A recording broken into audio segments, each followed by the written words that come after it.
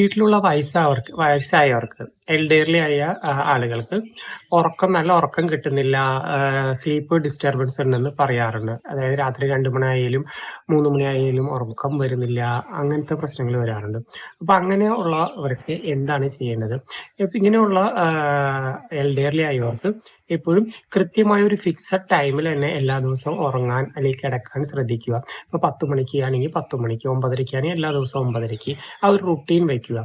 അതുപോലെ തന്നെ അധികം ചായ, കാപ്പി കുടിക്കുന്നത് ഒഴിവാക്കുക. സ്പെഷ്യലി ഈവനിങ് ടൈമിൽ കോഫി കുടിക്കുന്നുണ്ടെങ്കിൽ അത് ഒഴിവാക്കുക. അത് കൂടുതൽ ഉറക്കത്തെ ബാധിക്കുന്നുണ്ട്. അതുപോലെ തന്നെ അവരുടെ ഒരു വൈകുന്നേര സമയമാകുമ്പോൾ തന്നെ ഒരു കാം എൻവയോൺമെന്റ് ക്രിയേറ്റ് ചെയ്യാൻ ശ്രമിക്കുക.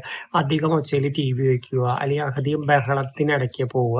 അങ്ങനെയുള്ള ഒരു ബെഡ്റൂമിലൊക്കെ ഒരു calm and cool atmosphere create ചെയ്യുക. വളരെ മൈൽഡായ സോഫ്റ്റ് ആയ ലൈറ്റുകൾ ഉപയോഗിക്കുക. ഈ കാര്യങ്ങൾ ശ്രദ്ധിക്കാവുന്നതാണ്.